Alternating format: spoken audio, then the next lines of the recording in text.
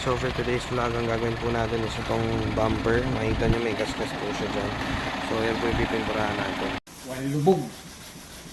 So okay guys, bali na primer na natin yung tama niya dito. Bali curing time na lang and then mamaya pwede na tayo makapagkulay.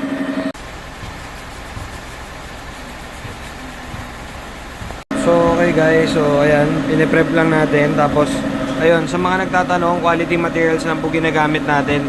Hindi natin kaya tapatan yung mga bagsak presyo. Starting price po natin is 3.5 pero syempre depende po sa kulay tsaka sa laki ng damage. So mas maganda ma-estimate natin personally or pwede kayo mag-send ng picture o kaya video sa amin sa ano. Pero talagang mas ini-encourage ko, dalhin nyo dito yung auto nyo para ma-estimate natin tama. Kasi minsan per panel nga, paano kung wasak na wasak? Syempre depende po yun sa gagawing latero natin tsaka dun sa kulay. Pagka mga pula, yan, medyo mahal po yan. Pula, pearl white, mga ganon. And mga metallic, candy tone. So, additional lang po ng konti yun.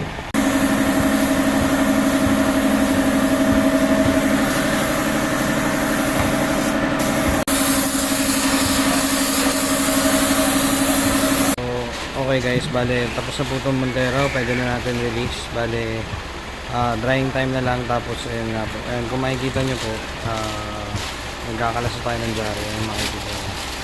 Saktong-sakto na para walang nangyari. So guys, ito na yung finished product natin. Parang walang nangyari yung Montero.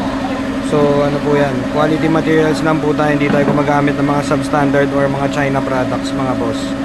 Dito lang yan sa Vanitech Auto Restoration. Send lang kayo ng mga message or pwede kayong tumawag sa cellphone number ko. Thank you.